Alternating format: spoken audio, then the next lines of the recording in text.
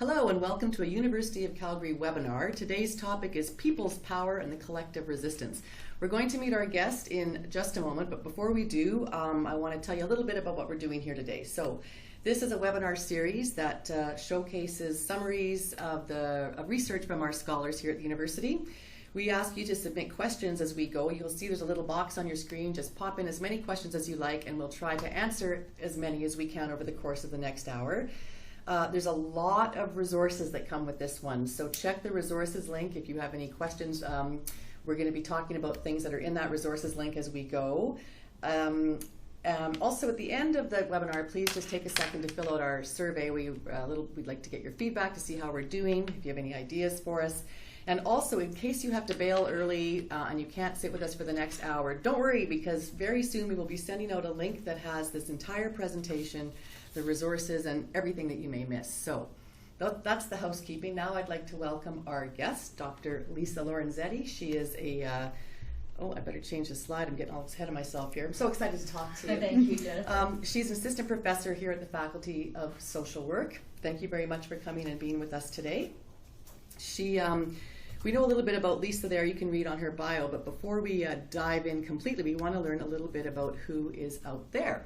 So if you could please take a second and just let us know, just tick the box that applies to you here in this poll question. Do you teach or study social work?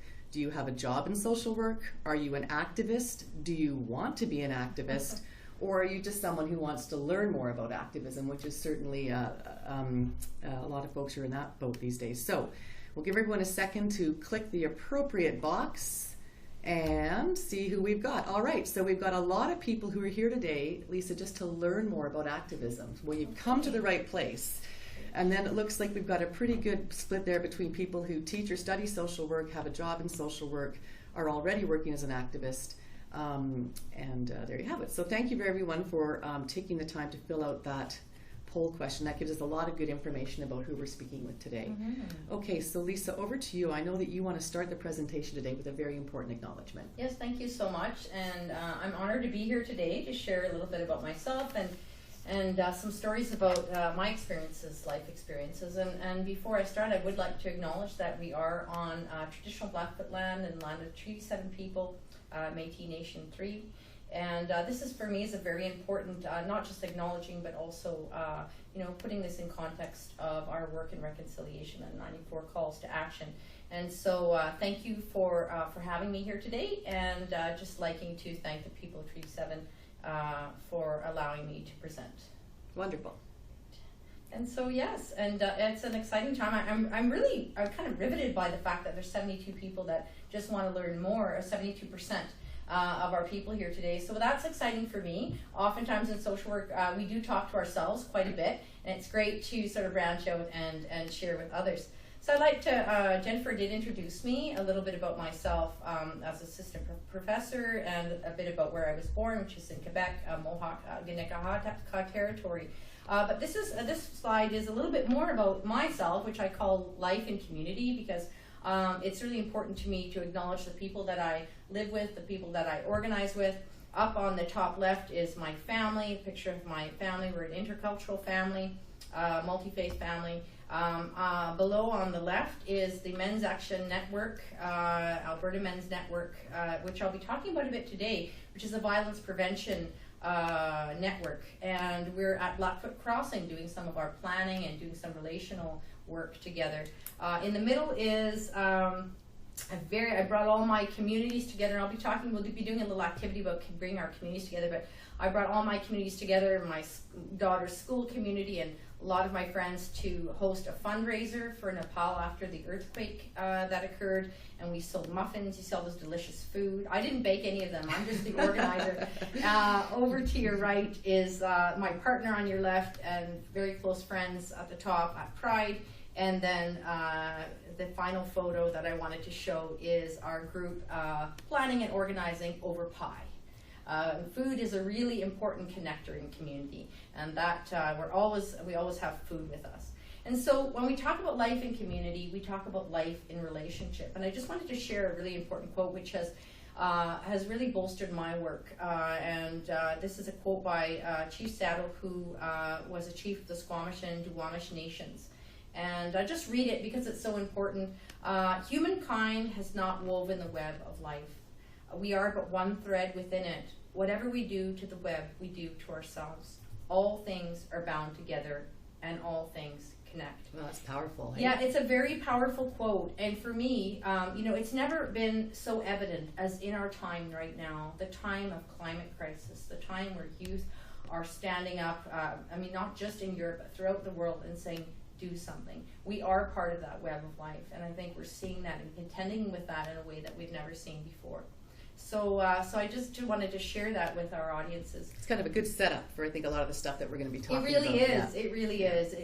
Because collective action does come out of an understanding of collective living, the fact that we are here together with our ecology, with other humans, other species, etc.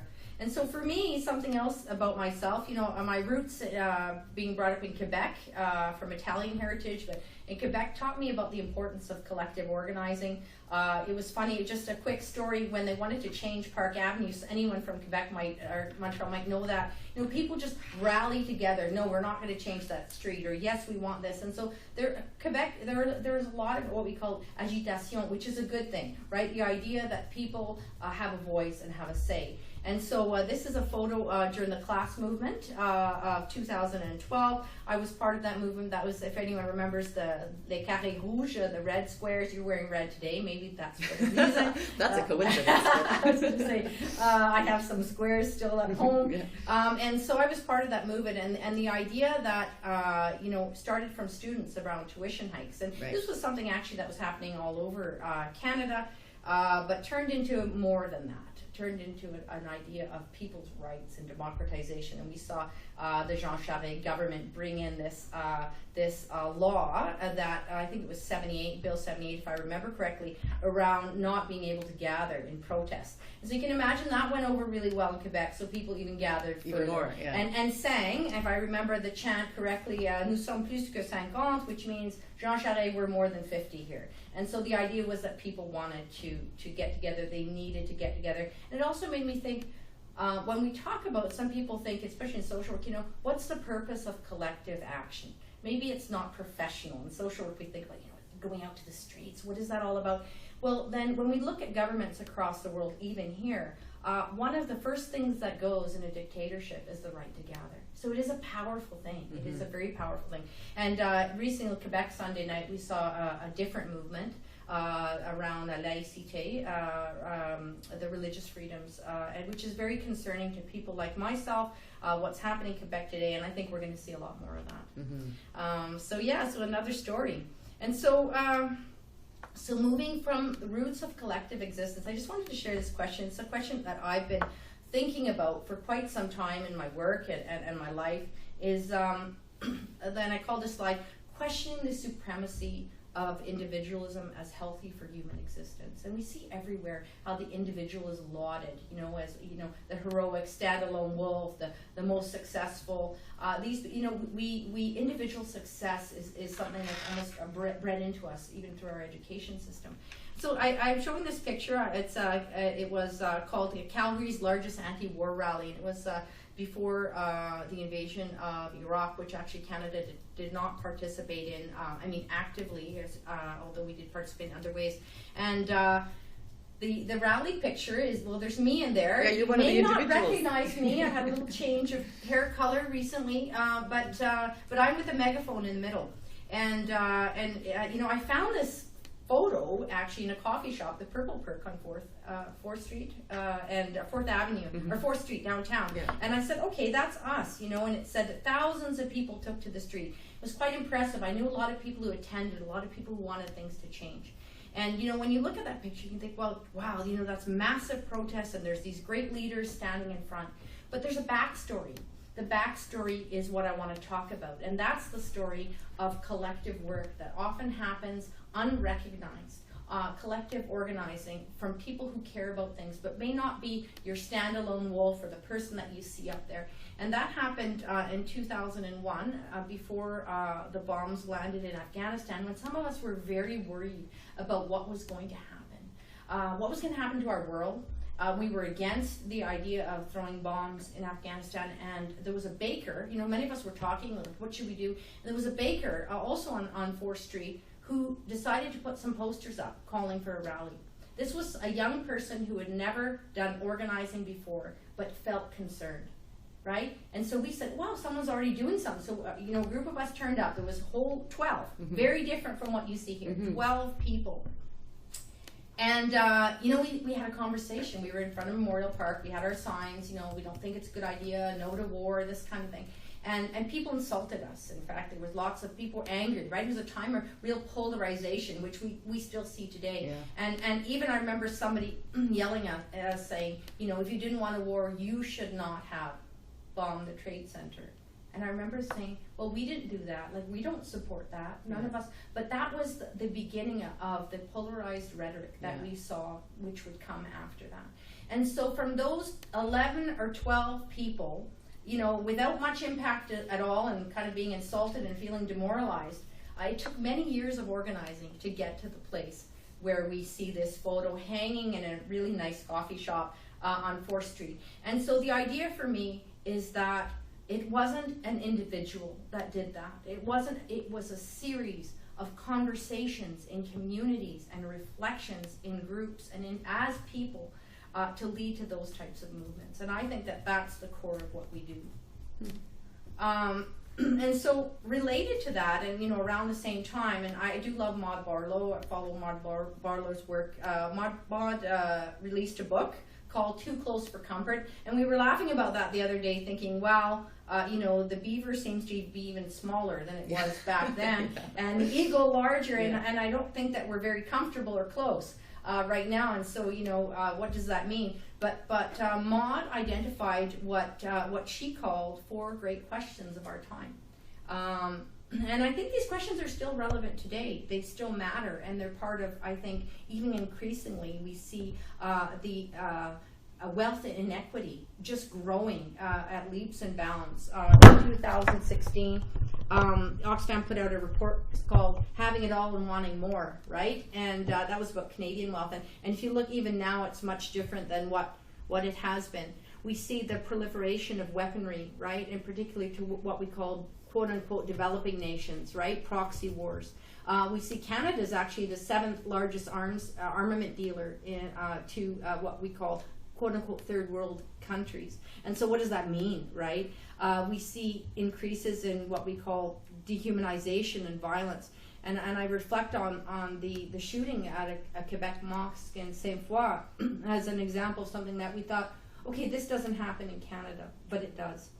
And then once again, going back to the ecological limits of our planet. And I say it says plant there, but it really means planet. Climate disaster, a real concern for all of us, and particularly those of us, I've got a little one, I'm really worried about what's going to happen, and I think others are worried as well. Yeah, those are pretty big questions. They are, and I don't, by the way, I don't have any solutions for them, but I'm going to talk about some of the things that I'm doing, and I think that's what I'm sharing today, is about how, an average person can do something, can feel that they have agency, and we'll talk about agency a little bit more. Great. And so, I'd be remiss if I didn't position these questions within our very important and critical time in reconciliation. I did attend Truth and Reconciliation, two of the hearings, both in Calgary and Edmonton, which I found were quite life-altering, and I do take my reconciliatory obligations and responsibilities very seriously. And I attended around the same time as the Truth and Reconciliation Commission was wrapping up. I attended the first Red Talks, which was wonderful, quite funny, quite telling. And Dr. Leroy Littlebear stated something which I ended up putting actually in my book, Racism and Anti-Racism in Canada, and I asked for Dr. Littlebear's permission. And he said, Canada's a pretend nation that has not yet contended with its past or present. And I reflected on that a lot. What does it mean to be an authentic nation or nations? Does it exist? Can we reach that? And what does it mean to be pretend? And I think, although I cannot say, put words in Dr. Littlebear's mouth, I was thinking for myself, it means not knowing our history, not contending with our present. It means living with such devastating inequality and inequity and mistreatment of Indigenous nations and peoples here today.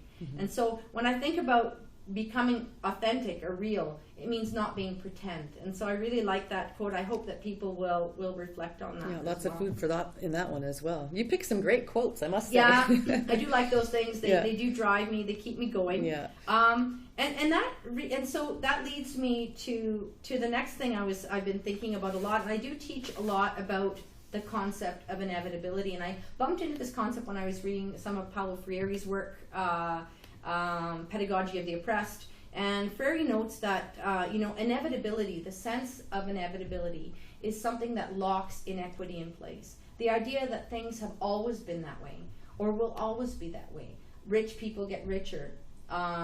Men are in power. White people will continue to oppress, racialize, and Indigenous people. This is the way things are. So what's the point? That's right. So what's the point? Yeah. So immobilizing, right? So immobilizing, and so Freire talks about how people from oppressor and oppressed groups are almost locked into this idea of inevitability, and that keeps the status quo in place. And so, what was interesting for me to think about is how are these laws and the social order that's created today, how they're actually humanly constructed. They actually can change. They don't have to be that way. We can shift them. And so the idea of agency, for me, is a bit of a refuting of inevitability. And I'll be talking about agency a bit more. But I do like this picture. I love this picture. 2,000-year-old tree was made without capitalism. Kind of funny, kind of apt for what I'm talking about. The idea is that we believe our economic system, the way that things are, is the only economic system we have. There are alternatives. We see those all over the world. What are we going to do differently? Right. And so for me, a response to inevitability for me has been critical thinking, right, and conscious action. Action with compassion, right? Action, and you can't really have action with compassion if you haven't done the critical thinking about who you are and what's happening in the world. So the idea, that's why I love transformative learning and liberatory pedagogies, because it compels us to ask the question around what we call the taken for granteds of our time. The taken for granted of our time, as well said, yeah. Right? We have all these taken, we all do, like we're humans, we need to put things in boxes and categories somehow in order to survive. But what are those taken for granted that need to be questioned and disrupted, we could say. And so these are three resources. I don't know, maybe some of the viewers have seen those. They're really wonderful. And the idea of hope. The idea of hope is extremely important. Yes, anger is also important. Anger is a motivator for action. But so is hope, and so is love. And I think that sometimes we laugh away or minimize the value of love or kindness or hope. These, for me, are quite fierce. They're quite fierce organizing tools, I would say.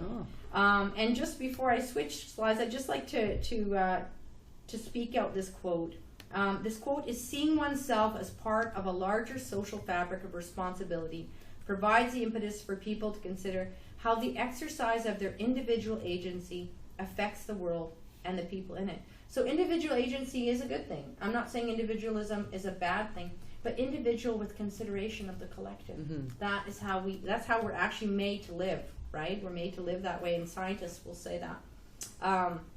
So for me, how did I start to think about these things? I had a wonderful father who was always, he was a teacher, and he's always getting in trouble at work. He's spoken out again about something that's unfair. So I learned very quickly, A, it's important to speak out, and B, you can lose a job, which has happened to me too, more than once. So when students say, well, but if I stand up for this, will I get fired? And sometimes it does happen. Yeah. It does happen. And so we need to be really strategic around the ways that we work. No, it's interesting. You mentioned you were just a child when you sort of got turned on to all this. Yes. One of our listeners has asked a question: is there an age at which activism is the most relevant? Like the age of the activist, is there a time when it's the most relevant, or does it span the life cycle? Thank you for asking that question, because for me, a lot of the work that I do is at home. I have my daughter who's 11 right now, and an older girl as well who's on her own. And for me, things like turn off the lights for an hour and have Earth Hour. We've done that since she's very small. We turn off the lights, we unplug everything, we light a candle, and maybe we play an instrument or we have a conversation. And so she's grown up with that. She's grown up with conversations at age 3 about what a gender box is. Like, do we need to be in boxes? And so actually she's called me out on being in a box too. So I have to say, sometimes if you do activism quite young, they do come back to you, they become better than you, and they accuse you of the things that you said that they shouldn't do. Good for her. So I think, some of those, like our scope of influence in our own families and communities, I would say are far more important than what I showed as that, the world's greatest or the Calgary's largest rally. So yes, absolutely, start young.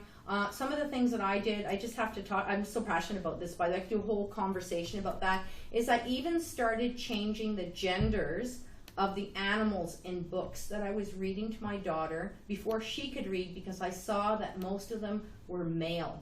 The beaver was a male.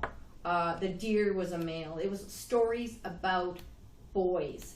And I searched everywhere. And I saw her starting to name things as male too. And I thought, oh my goodness, she's being erased, right? She's only 3, she's being 2 or 3. So I don't know, I don't want to say too much, but these are some suggestions. Yeah, those are good. It's never too early. It's never too early. Okay, that's good advice, yeah. I Okay. hope that's helpful. That's wonderful, yeah. And so for me, I had a lot of early teachings, as I talked about, from my father and even my mother, who always equipped me with extra food every day when I went to school. I always had extra food for somebody who may not have food. So I was ready to go with my extra food, and they sent me on a daily mission to find somebody who didn't have a friend and invite them to my group, because I was quite social, as you can see right now.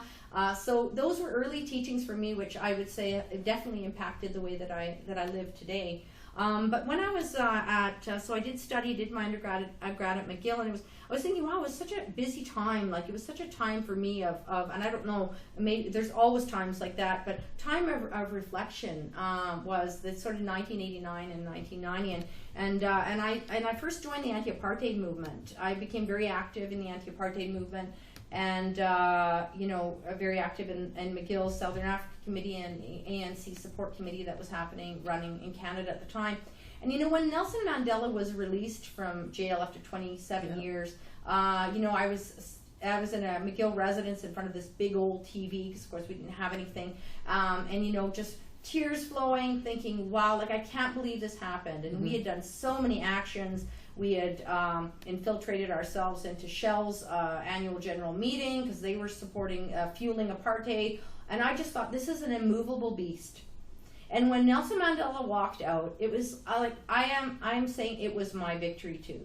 I really felt that things can change, and so that was quite formative for me. And around the same time, and I wanted to say that, by the way, my work in the anti-apartheid movement moved me back home, because I then found out that the racist Bantustans of South Africa were actually built on the Canadian reserve system. That was the inspiration for it, was what was happening here around colonization. And so then we see the Oka uprising occurred, and me living in Montreal, and seeing our government, military vehicles moving through and overhead, and thinking, what is happening here, right? And of course, not having had history, not having the benefit of being taught history, was extremely detrimental to me in knowing what was going on. But I felt something wrong is happening. So I got involved. I became involved in the protests. I became involved. I can't say I was extremely effective. I remember attending a meeting where they're talking about moving food through barricades, and just being shocked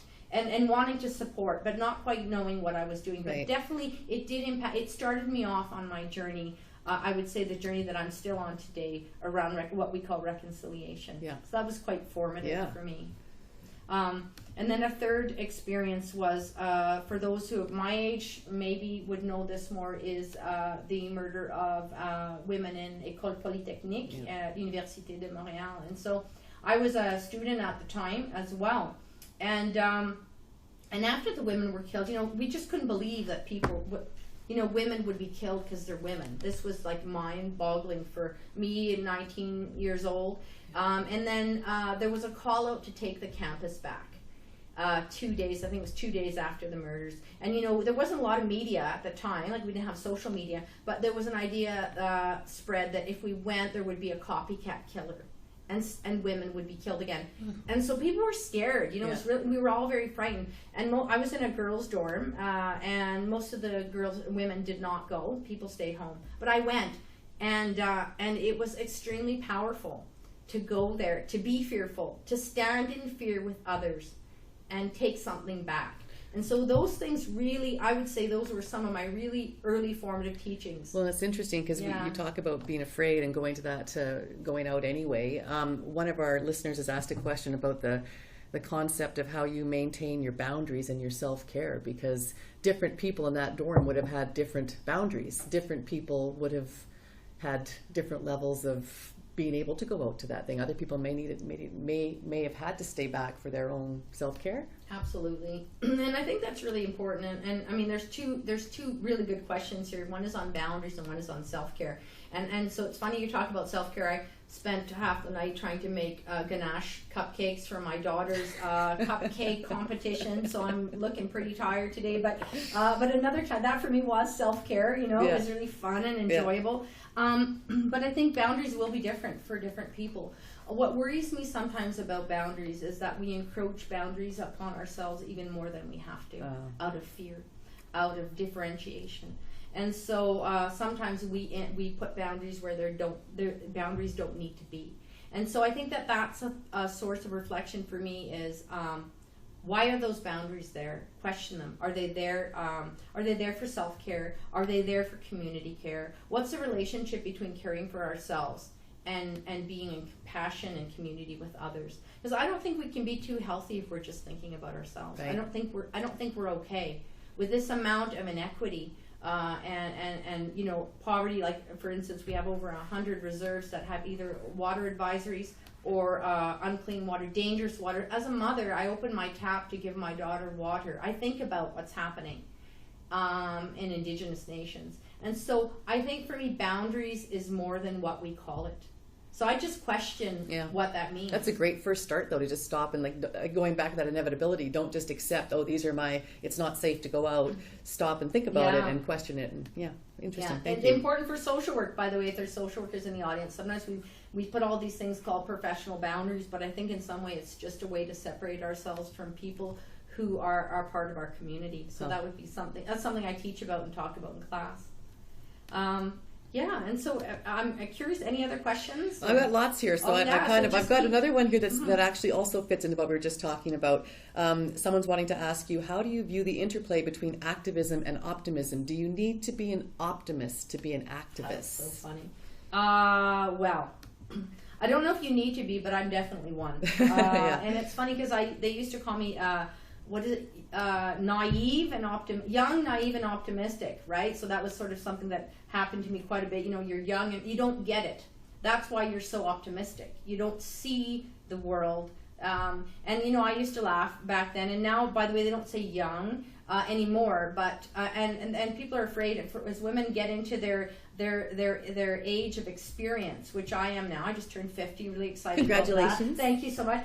And so people can't really say I'm naive anymore. But sometimes I think that they think there's a utopic fantasy that I'm trying to sell here. And for me, our hope should be guarded. We need to guard our hope. We need to guard our optimism, that very natural self within us that I think that we're born with, the idea of beauty, the idea of community. And so I think that optimism for me is a driver. It's not an idea. It's not like, I don't get it or I don't see what's happening here. But I do think that optimism lives side by side with anger. It lives with a sense of injustice, sometimes cynicism, which I try. I'm going to talk about. Actually, my slide is on cynicism right now, which I try to move away because I don't think it's helpful.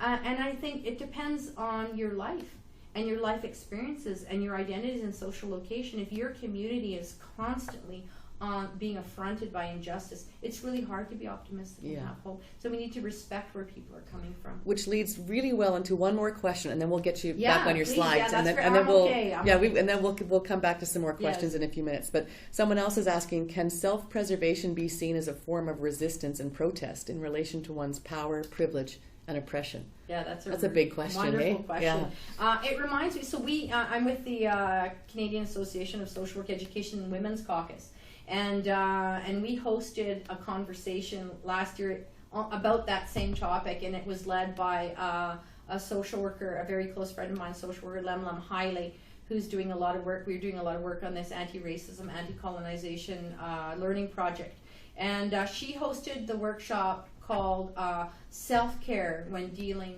with Oppression. And it was a really powerful workshop around how do you cope, how do you resist, and how is that an act of a political agency. So absolutely, I really think it is. And I would say that actually turned into a larger series. We ended up having a larger series, a caucusing series, where Indigenous and racialized community members got together to talk about solidarity in a caucus without the white counterparts, which I was part of. We're doing some of our learning and unlearning in a different caucus. But this was very powerful. This caucus work was extremely powerful because people were able to say, this is how I'm living, and how that resonated. Yeah. So I think that's extremely important. All right, well, we've got more questions, but we'll put them on hold for now, and we'll let you get back on track. Yeah, here. Well, this is great, and it fits into what I'm talking about, but I wanted to talk, you've seen the slides been up for a little bit, but the idea that there's no neutral. When I first started social work school, I thought I would be like, there's going to be all the activists are going to be there. We're all going to be, and I had a petition in my hand on the first day or something. I was already involved, and somebody said to me, I always remember this, I don't know anything about that, and they walked away, and I thought, well, you need to know, but for them it was like, I'm neutral. I don't know anything about that, and I heard lots of things around that, like I'm neutral, I don't know, or it's not my issue, and so the idea for me, I started to think, well, how is this neutral? But I didn't have the language, and so I love the quote by Bishop Desmond Tutu. I think it's so apt, and he says, if you're neutral in situations of injustice, you've chosen the side of the oppressor. And many of us know this quote, but the second part of the quote is even more interesting. If an elephant has its foot on the tail of a mouse, and you say that you are neutral, the mouse will not appreciate your neutrality, right? He's not talking about mice. No. Right? No. He's talking about the climate of racism that we see today. He's talking about men making jokes about women and other men standing silent. Yeah. He's talking about what we see today as our inaction around our 94 calls to action. And so I think for me, the idea, I always say in class, there's no fence. There's no fence to sit on. Every action and inaction is an action. An inaction is an action. Right. Right? And that's the idea around that. And so how do we refute what it calls false neutrality, which Ferry talks about? And so I put a few concepts which I think are really important that keep us in the idea, in the immobilization, in the inevitability, and in this false neutrality. One of them is denial. We still see that even after the Truth and Reconciliation. You see people denying, what has happened or what's going on. Blaming the victim, like blaming people have been victimized for what's happened or what is happening. Divestment. So, I, as a white person, I can divest any time from anti-racism work. I've been involved in anti-racism work for a very long time. I can divest. I can go about my business and have a pretty good white life if I want to. I can choose. It's a privilege to divest, right? Because I'm, when it comes to that social location, I'm in a position of privilege. And you see people divest when it gets too hard. This is too hard. People aren't nice to me. They don't appreciate what I'm doing. I'm not coming back. I'm out. Whereas other communities are there. They have to be there. It's part of their community. So divestment's quite huge. And it's quite powerful. It seems as though it's just neutral. I got busy. But it means more than that. Fear. we see that. We see, you know, incredible amounts of fear of one another. And it's interesting, while the laïcité, the religious bill was coming through, I don't know if you read in the newspaper about some guy in Labos who wanted to have conversations with Muslims. He thought he was becoming, starting to dislike people in his community, and because of all the media, and then he didn't know why, so he put a call out on Facebook to have conversations, and people in the Muslim community responded, and now these conversations are going. So this is, you know, against the current, and it was just this regular guy, once again, who said, I don't want to feed into or believe these lies that are being told about other humans, right? And so fear is quite a powerful factor. And then, of course, I talked about cynicism. Cynicism is so immobilizing, right? Palestine, Israel, nothing will change. It's always going to be that way. And I think that that's where the idea of radical critical hope comes in. Radical critical hope. I'm writing that down. Well, for me, it's been huge, because I do feel all of these. It's not that I don't feel these emotions. I do feel them. And I always say to myself, don't stay there too long, Lisa, right? You don't stay there too long. And so what are things that I think are key or important aspects to doing collective action work, to doing critical thinking towards conscious action? So one of them is, I think we need to reframe the lenses, right? Sometimes the lenses that we have are not, they're not actually correct. They're false. They're false lenses, like the lenses I was brought up on, you know, Canadian history. No idea. And so a few years ago, well, it says 2013, I was asked by a group called Women Together Ending Poverty. They're now called We Are Together Ending Poverty. They said, can you come out, Lisa, and talk to us about poverty? We want to talk, you know, because we've just done some research on people's experiences in the homeless community dealing with shelters, and they had a lot to say. It was, you know, can you come and talk about that? I said, I can't come and talk about poverty anymore. I'm not going to talk about poverty. If you want me to talk about wealth, I can talk about wealth. If you want me to talk about wealth inequality, disparity, I want to talk about that too. I want to talk about maximums instead of minimums. Why we need so much, why some people have so much. And this was very different. And I talk about this a lot in class. As social workers, we spend so much of our time, and I usually have a bee. I didn't bring the beehive, but I have a beehive photo with bees buzzing around it. And I call the hive poverty, and I call the bees us, social workers. There we spend all this time buzzing and policing people who experience economic disadvantage and inequality, while wealth continues. Where are we there? And so I think we need to reframe our lenses when we talk about some of the social issues. And that's where you say talk maximum Maximums. wealth, not minimum. Yeah, there's some wonderful progressive economists, actually, and I'm not one of them, but I attended the Global Social Forum in Quebec, and there were economists from Argentina, from Quebec, all over the world talking about what a real maximum looks like and how we can implement it. It's not just once again, utopic fantasy, actual idea with a route towards achieving it. Yeah. So there are those things out there. I'm going to also talk about another thing, which is rethinking our vision. This is a photo of my partner, Arya, and my daughter, Parisa, when she was little. And Arya himself, we call it fatherhood from scratch in our group. So this is Men's Action Network. We're a violence prevention organization, and I don't have our Facebook page here. I have it on a different slide, but people can go to Alberta Men's Network Facebook page, our website, our Twitter. And the group is working on what are men's roles in preventing violence. And we started this work in 2013, and then we came to a conclusion. Well, it's one conclusion out of many. It's not a final conclusion, but the idea that actually we're not looking to prevent violence. We're looking for nurturing, equity-based relationships. So again, flipping that over. Yeah, flipping it over. Yeah. We're not preventing violence. We actually want to look at promoting healing. We want to look at ending structural inequalities. All of these things create what we call violence, which is an outcome. Mm-hmm. It's not the start, it's not the root, right? And so the picture of Arya, fatherhood from scratch, learning how to be a dad, getting the things you weren't given yourself.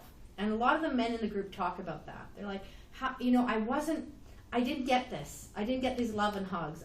How do I get this? Well, how do I do this? Something I don't know. And one of our wonderful leaders in the group, Vic Palantian, a doctor from the Filipino community here in Calgary, says, it's hard to give what you never got. Yeah. Right? And so we need to rethink what our vision is. What are we actually trying to achieve? So I think that's one of the key. Should I pause here for a second? Nope, keep going. Yeah, and then understanding our shared history. We talked about that, with a lot of the truth telling that's been happening here in Canada, and we've just had another report come out, which I'll talk about from the Commission on Missing and Murdered Women, which I'm going to talk about at the end.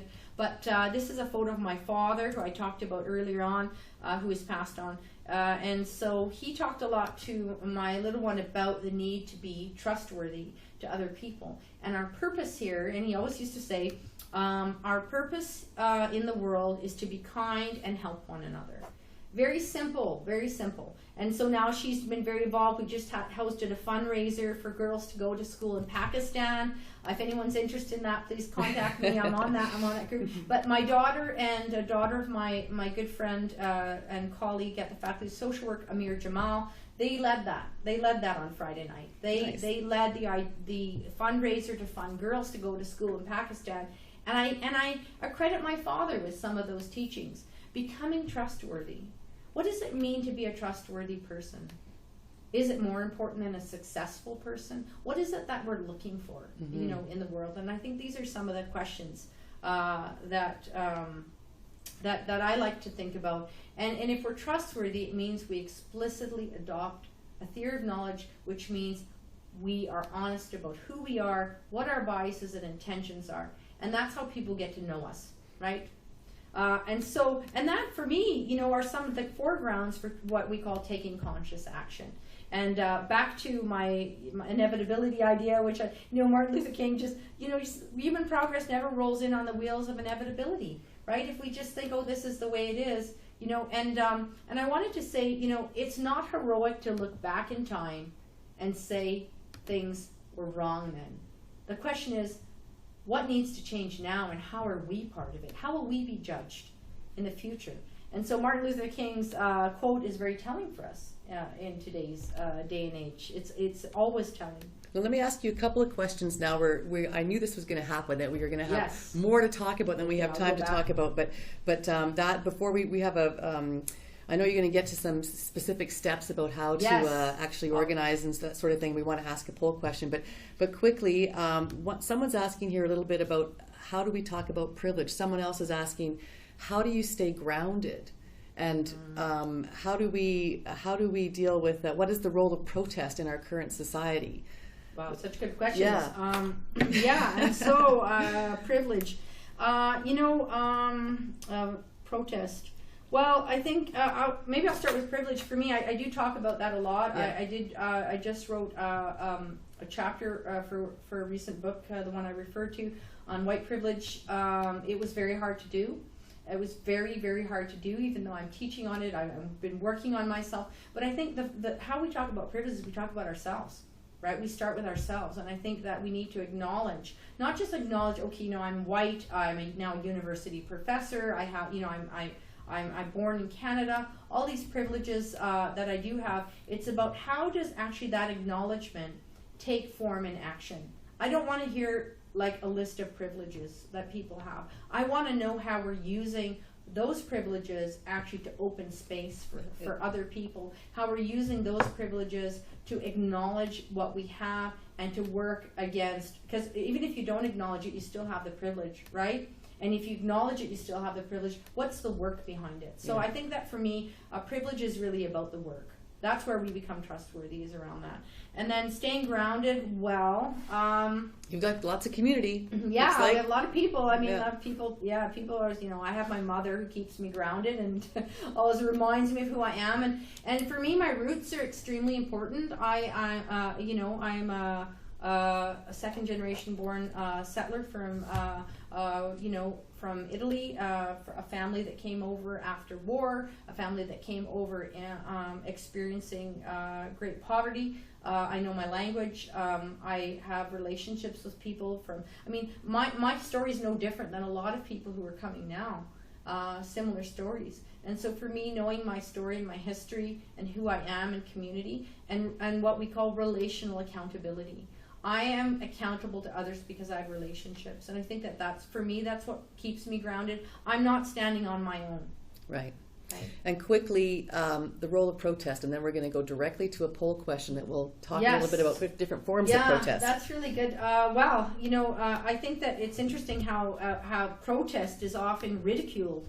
And, I've sat in social work environments where people say, well, it's not professional, right? But at the same time, as I was commenting before, one of the first collective rights to go in any society, dictatorial society, is the right to gather. So it's very powerful when people come together to understand what is happening, to have conversations, to start to figure out what is happening is not individual, right? It's not just me that's experiencing violence as a woman. What happens when women or when people of all genders get together to start talk about violence, right? We start to understand that feminist adage that the personal is indeed political, that it is indeed social. So I think that protest on its own, without organizing and critical thinking, they can be one-offs. And so I am very careful about how protest fits into larger strategy of social change. All right, and now I put this poll question up that is asking about our listeners' experience with activism. So you've all had a minute there to look at that. Have you written a letter or email to the editor about an issue? I'm excited for this one. Yeah, well, because as you just say, there's different actions that, Have you written to a politician to express your concern about something? Have you posted or commented on social media about an issue? Have you attended a protest rally? Or have you organized a protest? So I think we'll just give people another couple of seconds. There's a lot of people listening today, so it takes a few minutes for everyone to get their flattering, exciting, get their humbling information in there. Yeah. Are we ready to roll, do you think? Okay, so ta-da-da, drum roll, here we are. All right, look at that. So social media for sure, and that's not a surprising result there. Written to a politician, a good few, and attended a rally, a good few. That's huge, yeah. And then about a quarter of the people there today have organized. So, all right, that's really good information. And do you have any thoughts about those results? Does that surprise you? I think it does. I think that, I think I'm encouraged. I'm optimistic and hopeful when I see that. And I just wanted to say to those that are listening, organizing a protest can be anything. I remember standing outside of my house, when the casseroles, the Quebec casseroles, and we're having rallies, and my daughter and I took pots and pans and just smacked them outside, and we had a discussion. She was quite young. We had a discussion about why we were doing that, right? Yeah. And it's just wonderful to see that people are engaged. Yeah. We're not just here. I would say we're not just here for ourselves. Right.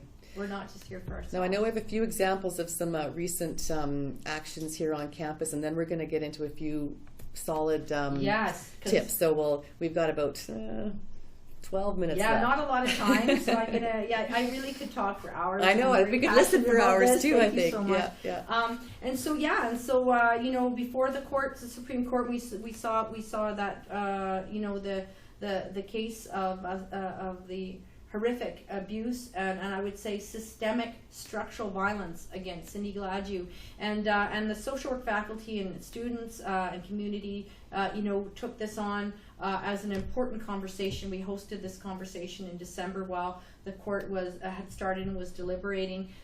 People got together and we simulcasted it to Lethbridge and Edmonton. It was quite powerful, and the idea for us is that our breaking point, which was identified by Indigenous women, was also and should be a breaking point for all of us as Canadians. And so this was one example. I know that the court has made a decision that I could say more about that. Not happy about some of what has come out around manslaughter, finding that completely inadequate and harmful. But we were part of that movement, right. And that's what I wanted to just emphasize to people who are watching today. Other things that we've done in the faculty of social work after the shooting at a mosque in New Zealand, quite devastating. We gathered together with students and our community members and faculty members to host a gathering for peace and unity against racism, hatred, and violence, and was quite well attended. We see one of our cultural leaders, Adrian Wolflag from Siksika Nation, who started us in a good way and made those reflections between what's happening here and what has happened in New Zealand. That's my daughter, the taller one, and Amir Jamal, my friend and colleague's daughter. They did part of the speaking roles, and then myself and a colleague talking today, and lots of people gathered. So this was something, you know, sometimes it might feel like, I would say, a kind of a scream out in the dark. Like you see things happening and you feel like, I need to do something. And sometimes you're not sure, like in the Afghanistan, I mean, the bombs still went, but I feel like I spoke out. I stated that I did not believe that was right. And similarly here, you know, and sometimes we don't know the seeds we're planting and doing these types of things. Another event was organized actually by our social work students in solidarity with the high school students in Alberta supporting GSAs and QSAs, and we are quite concerned about what is happening around rolling back some of the progress we've made in Alberta here. So now I'm going to talk a little bit about how to. Yes. So this is kind of fun, and I do have copies of that if anyone would like it. You know, this me in the middle, and I usually do wear a hat. I did take it off for today. Thank you. Yes. But there's something I like to teach in my classrooms, and I've also done it in the communities. You know, how do you move from being aware, like, oh, this horrible thing's happening, or this thing I really care about's happening, but I want to do something and I don't know what to do. And so I have this sort of 4-step thing that we do as an activity, and it starts with me and I call it me and my community. So there's me, and when I give this handout to students, I'm old school, I still have handouts. You know, I erase my name and people put their name on it, and I say, okay, so those bubbles are your communities. So what do those communities look like? Who's in your community? And so for me, you know, I could have one of those bubbles could be my daughter's school, another could be the social work faculty, the other could be cultural community, another could be my social justice community. So people have communities, and sometimes they don't even know or identify who are in those communities. Like, how do we kind of roll? How do we live in life? And then so students often identify their communities, right, in those red boxes, and then I ask them to identify who's a key mover and shaker in each of those communities. Like, who's somebody that you know that gets things done or knows people in other groups. Yeah. And so these are part of our startups. Our startups is me. I always believe scope of influence. Right? How do I have scope of influence? People know me. Relational accountability. So start with ourselves. So I would say, okay, let's figure out who's in our world here. Right? Sometimes we have internet communities. We all kinds of different birding. ones. Yeah. We might like birding. And then there's the equation. Okay. So the equation is me and my communities. And the second step is, okay, what's your message? Like, what do you care about?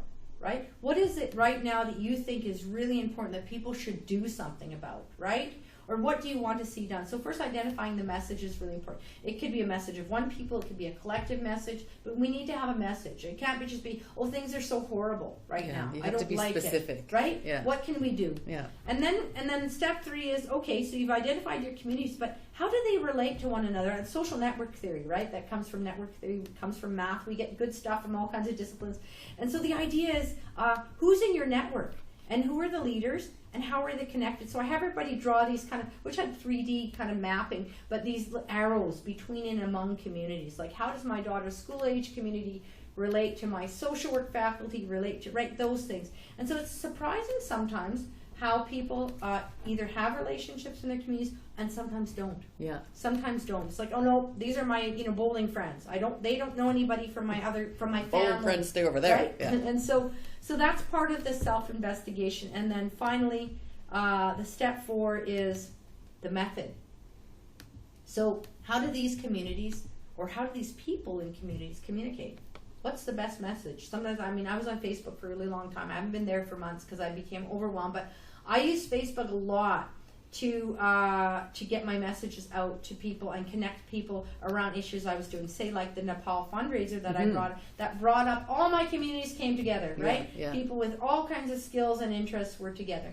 And so, what about yourselves? How does your community meet? Yeah. How do they hear information? What would get them to organize, right? And so some people say, well, if we had a dance, people would come out. And then I'm going to talk about that. I worked a lot with the South Sudanese community, and it's interesting. We had a women's dance, And there was a doctor from Southern Sudan, a woman doctor, who in the middle of the dance we paused, and she did a workshop on reproductive health in women's bodies, right? She had PowerPoint. So right in the middle of the dance, right in the middle of food, we were talking about women's bodies, and that's how it worked for that group. And so I could talk a lot more, but we are at the end, I think. We're getting towards the near. And I think we've got a couple more questions. We do. So I'll let you go through this slide here, and then maybe we'll try to squeeze in a couple more questions. Reclaiming power in place. I just wanted to two Mondays ago, the Reclaiming Power in Place report came out, right, from the Inquiry on Missing Murdered Indigenous Women, and with 231 calls to justice, actually. Anything from Indigenous languages being official, which I think is fantastic, to violence prevention, to clean water. I think that we need to attend to those. That is our today. That's our Martin Luther King of today. And so the question that I ask myself, and I just want to put that out to everybody, where will we be counted in the retrospect of history's lens? It's easy to look back, but we need to see ourselves and our children and our generations after us looking back on us. So that's something I wanted to leave people with, and related to that, some closing contemplations. For me, I'm not going to read them all out. People can read them maybe while I ask questions. While I ask maybe one more question. This is actually a really good one, because you were telling us about your history and starting with all the activism you did on McGill. Someone's asking, do you believe have things gotten better or worse for activists for social justice since the late 80s? Has the situation, or has it stayed roughly the same? That's a question that some of us, in my age group, ask ourselves a lot. Been around a long time. I don't think I can qualify it. I have to say I'm worried.